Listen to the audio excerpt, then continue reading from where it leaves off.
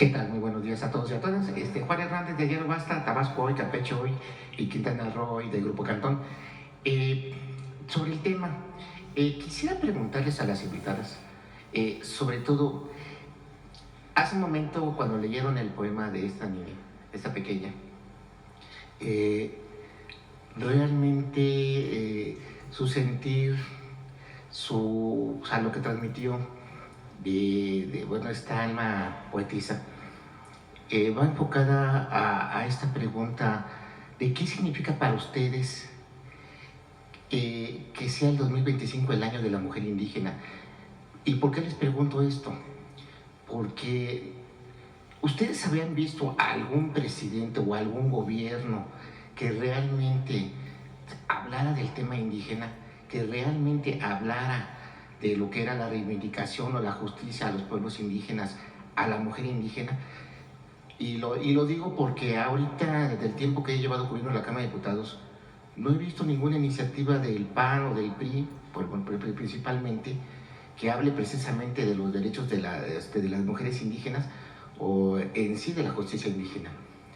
Y pues sí, preguntarles qué implica para ustedes o qué significa para ustedes que hablen de manera genuina, porque hay quienes lo han querido tildar como político, como oportunismo, pero realmente alguien se preocupe por hacerle justicia a la mujer indígena, pero también se preocupe por preservar la riqueza y de la cultura y pues todo lo que conviene al pueblo indígena. Sería mi primera pregunta. Muchas gracias. Creo yo que este 2025 es un año que qué bueno que se declaró, aunque es tardío, como bien se dice, porque han sido muchos años. Los pueblos originarios, y qué bueno, un poco tocando acerca de esta exposición que se va a hacer en España, estábamos aquí desde antes de que esto se llamara México, y habíamos mujeres y hombres que hicimos... México se sustenta en los pueblos originarios, lo dice el segundo constitucional, que también está en reforma. Y pienso yo que muchas mujeres, cuando este año se declara como año de la mujer indígena, pensamos que es un incentivo para seguir luchando por cuestiones que ya se venían trabajando. La defensa de la lengua está ligada a la defensa del territorio también, a la defensa de la memoria, a la defensa de la cocina, a la defensa pues de la persona misma. Esta pequeña, Kimi Mai, cuando comenzamos a hablar sobre su poema, es un poema muy fuerte que habla sobre estar atrapada y que habla sobre que ve el mundo cerrado. Creo yo que las mujeres de pueblos originarios por muchos años hemos luchado. No quiero hablar sobre mi historia personal, pero por ejemplo yo fui la primera de toda mi casa, bisabuelas, abuelas, mamá, tías, demás, en poder ir a la universidad. Y estamos pues en una época en la que todas las mujeres tenemos el derecho de asistir a la escuela, a la universidad, pero no todas realmente pueden concretarlo. Ahora hay muchas acciones de parte de la SEP y de otras instituciones empujando a que eso suceda. Yo crecí en el norte del país, crecí en la frontera, mis padres fueron jornaleros agrícolas por muchos años, y para mí ahora que me invitan al INVAL, que aparte es la primera vez que tiene un perfil de una mujer de un pueblo originario ocupando una coordinación nacional, pienso, esto era impensable hace muchos años, que la hija de dos jornaleros agrícolas que pescaban fresa, que es la primera que va a la universidad, está en una coordinación nacional.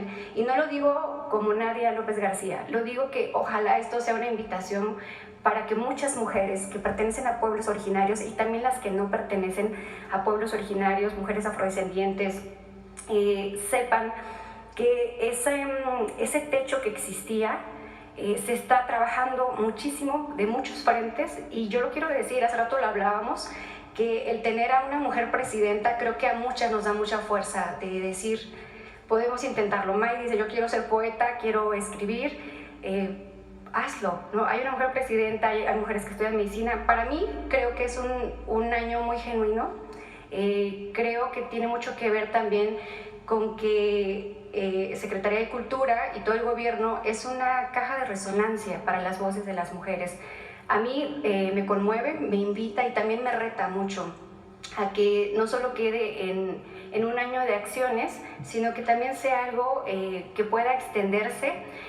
Los pueblos originarios en otros gobiernos quizá éramos invitados en el Día de la Lengua, en el Día de los Pueblos Originarios, y todos los demás momentos del año quizá no estábamos tan presentes en la escena de la vida pública de México. Creo que esta es una invitación para que se confirme que los pueblos originarios somos transversales, tenemos que ver con territorio, con energía, con educación, con medicina, con literatura. Entonces, bueno, yo celebro mucho, ojalá ustedes también se unan a esta celebración y podamos visibilizar muchas historias de mujeres que todos los días hacen que sus lenguas, sus identidades, sus memorias sigan caminando y sigan dándonos sentido. Una de las cosas muy importantes que tiene que ver con las acciones de parte de Secretaría de Cultura es que se habla ahora, por ejemplo, mucho de saberes tradicionales, de medicina tradicional. Por mucho tiempo no se pensaba que eso fuera cultura. No se hablaba de una alta cultura y de otro tipo de manifestaciones. Ahora no. La cultura es todo lo que decimos, comemos, respiramos, hablamos. Y creo que eso es algo que yo estoy muy emocionada de ser invitada por nuestra secretaria Claudia Curiel, porque creo que hay una visión que cambió y eso es algo que creo que tendría que celebrarse aunado a este año. Gracias. Okay. Como segunda pregunta, doctora, presidenta, Claudia. Sí, la ministra de presidenta, sí, una disculpa. Presidenta, el día de ayer Donald Trump, bueno, el Departamento de Justicia de Estados Unidos propone la eliminación total de los carteles del narcotráfico, mientras que el SAT de la frontera dijo que no dudarán en usar, que no dudarán en usar el ejército si los cárteles los atacan. Quisiera preguntarle, ¿qué lectura le daría a usted a estas palabras que están dando desde Estados Unidos? ¿Cómo ve usted pues este tipo de posicionamientos un poquito extremos y que de alguna manera ustedes ya habían platicado precisamente de este trabajo que iban a hacer de manera coordinada con el gobierno de Donald Trump? Empiecen por su país.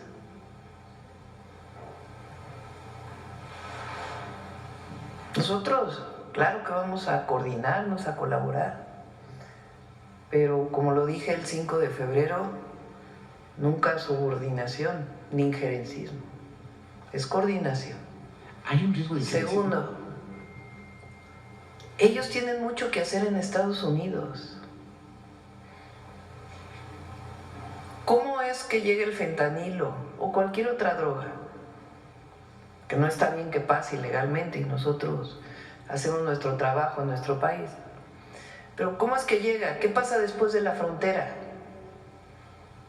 ¿Quién opera la distribución de la droga? ¿Quién vende la droga en las ciudades de Estados Unidos que han provocado tanta tragedia? ¿Dónde va el dinero de la venta de esa droga en Estados Unidos? ¿Cómo es que hay armas en México de uso exclusivo del ejército de Estados Unidos? ¿Quién las vendió? ¿Cómo llegaron a nuestro país? Entonces hay una parte importante que ellos tienen que hacer en su propio país. ¿Cuál es la distribución final en las calles de las ciudades? Entonces, ¿o qué no hay cárteles allá? ¿O delincuencia organizada allá? Entonces, colaboramos, coordinamos, nos reunimos, trabajamos juntos, pero siempre vamos a defender la soberanía. Entonces, hay una parte muy importante que ellos tienen que hacer allá, muy importante. Y luego el decreto del Departamento de Justicia o de la Fiscalía, no sé qué es, de la Fiscalía creo, ¿no?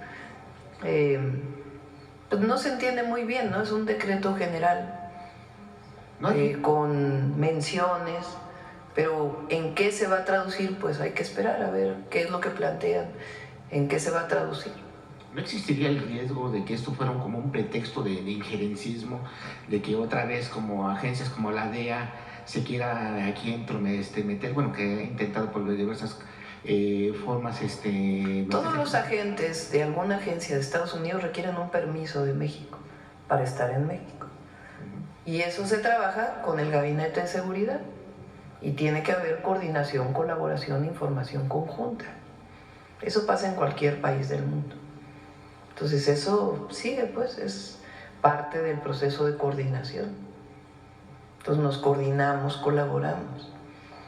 Pero también, como lo dije en el video, como lo dije el 5 de febrero, como llevo mucho tiempo diciéndolo, que actúen también en su propio país.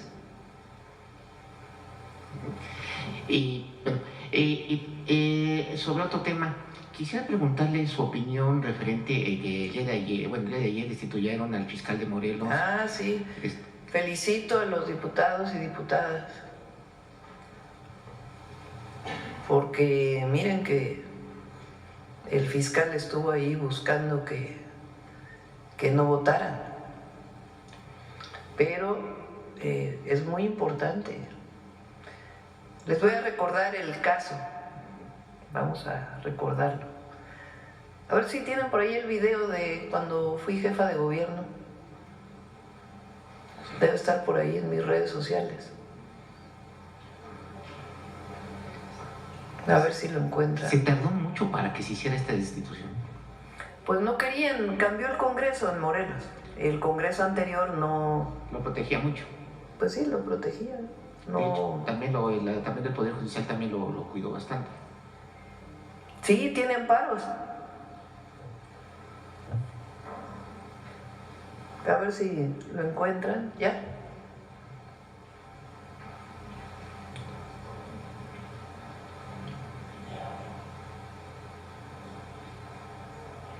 ¿Sí?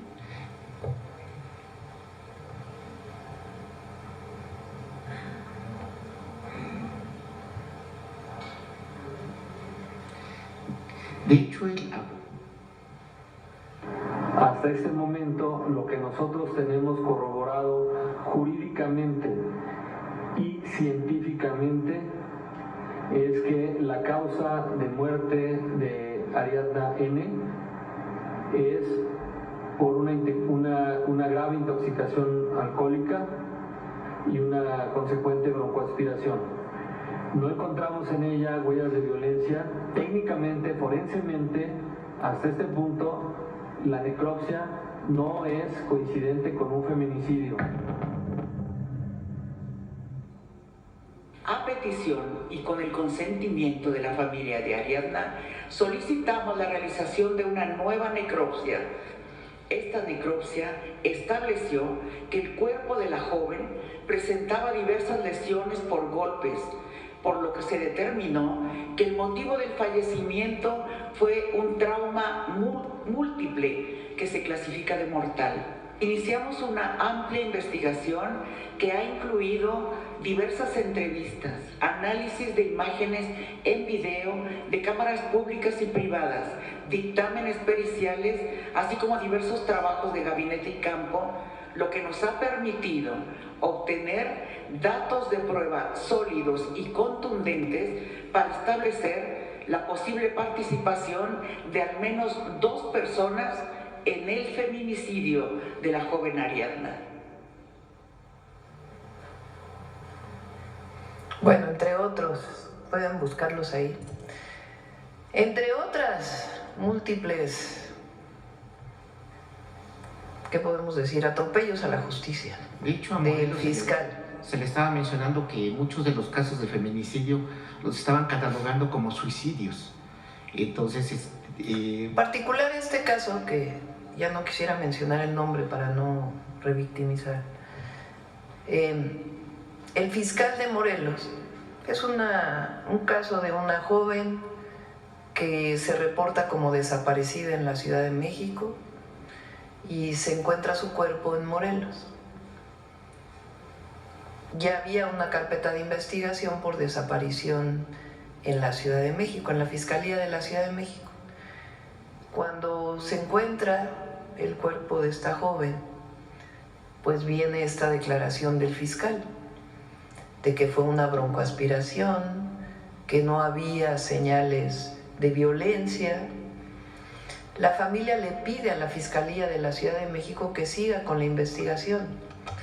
La Fiscalía pide toda la información y hace su propio peritaje y se encuentra que fue un feminicidio. De ahí la fiscal hoy, la fiscal general de justicia de la ciudad, hoy consejera jurídica del Gobierno de México, de manera muy valiente, hace una denuncia contra el fiscal de Morelos. Porque después de eso el fiscal de Morelos acusó a la jefa de gobierno de que había un tema político, acusó a la fiscal. Entonces la fiscal hace una denuncia, la fiscal de la ciudad, contra el fiscal de Morelos, y un juez lo encuentra culpable. Y hay una orden de aprehensión. El tema es que el fiscal pues tenía un fuero federal, es desaforado por el Congreso de la Unión y después la Corte dice que requiere ser desaforado también por el Congreso de Morelos, porque fue detenido el fiscal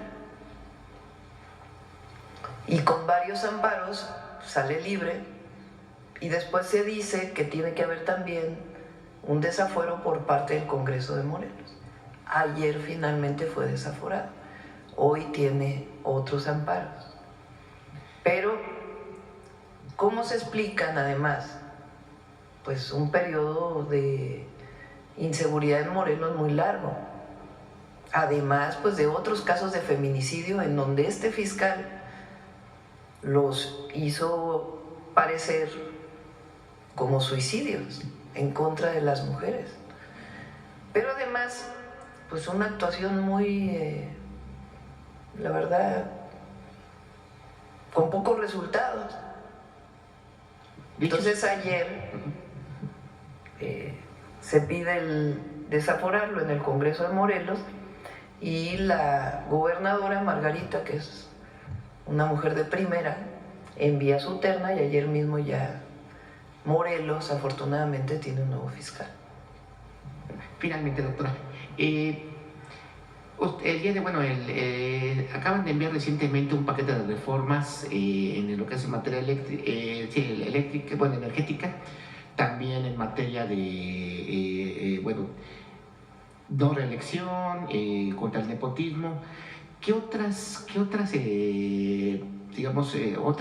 iniciativas más va a enviar para este primer periodo? Son varias, porque ya las vamos a informar. Le voy a pedir a Ernestina justo que lo informe, porque hay muchas que se derivan de cambios constitucionales. Ajá. De los 14 cambios constitucionales aprobados se derivan muchísimas leyes secundarias y otras que además estamos enviando. Entonces, ya las vamos a presentar. Digamos que, así en síntesis, serían 14... Hay otra constitucional que es la del maíz. El día de hoy tienen una reunión con el grupo de Sin Maíz No Hay País, el secretario de Agricultura y Desarrollo Rural, la secretaria de Medio Ambiente y la secretaria de Ciencia, para platicar con ellos si es que falta determinar algo en la reforma para que se corrija.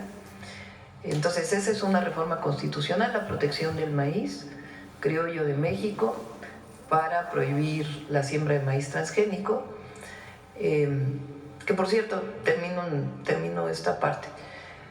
Salió publicado en el Diario Oficial de la Federación hace 2 días el resolutivo de un panel de controversia en los Estados Unidos, en donde un decreto que hizo el presidente López Obrador pues es revocado por este panel, en donde lo que revocan pues es justamente la prohibición de siembra de maíz transgénico, principalmente. Entonces ahora pues va a la Constitución, vamos a fortalecer el maíz que es de México, su biodiversidad, en la Constitución de la República. Entonces esa es una reforma constitucional. Las otras reformas son una pequeña reforma que tiene que ver con la Ley Nacional para quitar trámites y contra la corrupción. Esa es otra reforma constitucional para que pueda haber esta ley nacional. Hay otras 2 reformas que son las que presenté el 5 de febrero, no reelección y en contra del nepotismo. Esencialmente son las reformas constitucionales. Y luego vienen una serie de reformas a leyes secundarias o nuevas leyes secundarias. Hasta ahora se aprobaron 14 reformas constitucionales en el periodo de septiembre, todavía fue un mes del presidente López Obrador, hasta enero, hasta diciembre en realidad que cerró el periodo de sesiones. De septiembre a diciembre fueron 14 reformas constitucionales y ahora van otras 4 reformas constitucionales y una gran cantidad de leyes secundarias.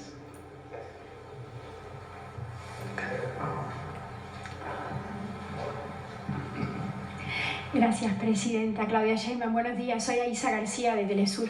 Me gustaría comenzar preguntándole por un tema del Seguro Social. Justamente una cifra muy alentadora que salió publicada recientemente dice que al 31 de enero de este año el salario base de cotización escaló a la cifra histórica de 617.5 pesos, lo que representa un incremento anual del 7.7%. Yo llevo en este país 27 años y siempre he escuchado de los anteriores gobiernos que eso no se podía hacer porque eso iba a impactar el ingreso y la economía y tal. ¿Usted qué opina sobre esto? ¿Sí se pudo? Entonces, ¿qué significa?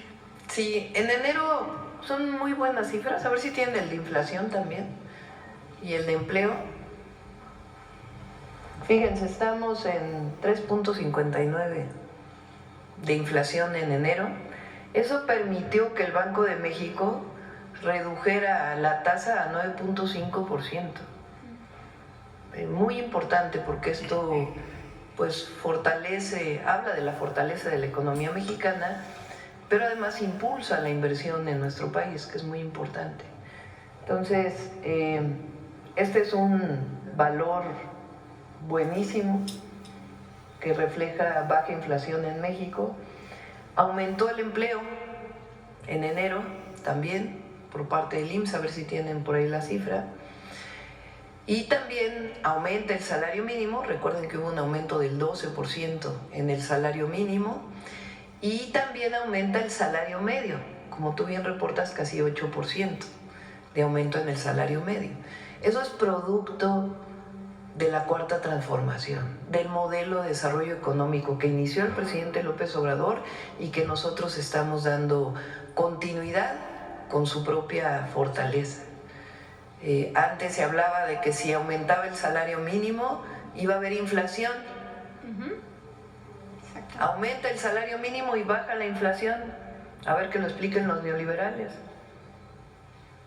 Antes se decía que si aumentaba el salario mínimo, impulsaba el salario medio, y entonces nadie iba a querer invertir en México, porque pues, lo que había que ofrecer solamente era salarios de hambre o mano de obra barata, como decían. Y ahora ha aumentado el salario, hay más empleo formal, y hay más inversión, y hay menos inflación.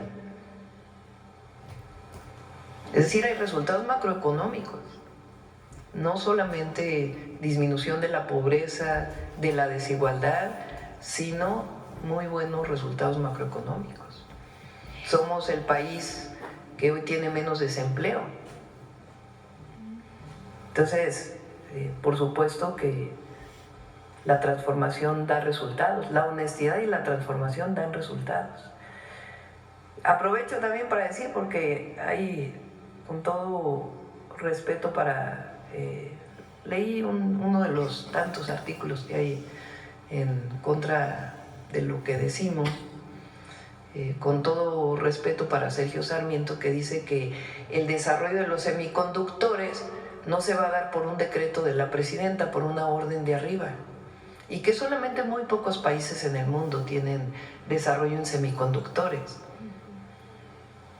los científicos mexicanos, las científicas mexicanas, que además me da mucho orgullo porque yo estudié física y aquí había 2 doctoras en física ayer, son de primera y tienen todo el potencial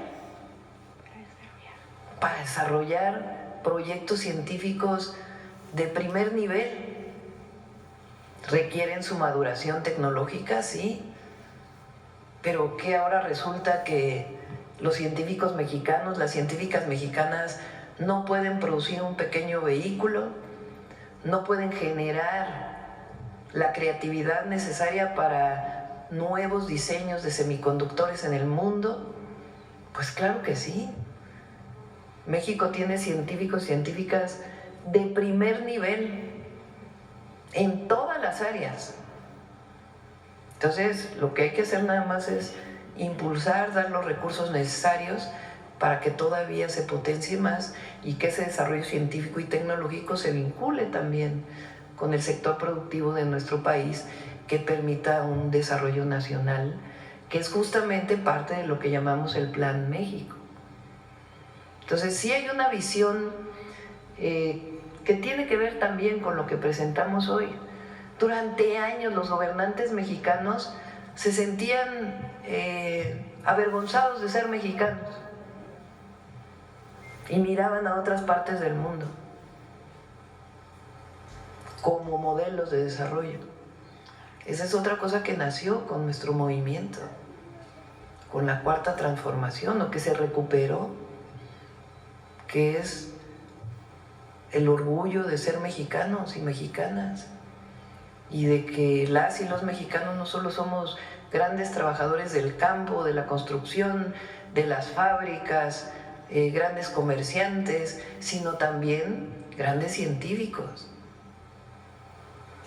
Y tiene que ver con lo de hoy, porque también a las mujeres indígenas durante tanto tiempo, quien más discriminado es en México, la mujer indígena. Entonces, es la reivindicación, igualdad. Eso viene desde la primera Constitución, desde los sentimientos de la nación, y la primera Constitución de Apatzingán, la de la América Mexicana. Que todos los hombres y mujeres, no decía mujeres entonces, ahora lo decimos, somos iguales ante la ley.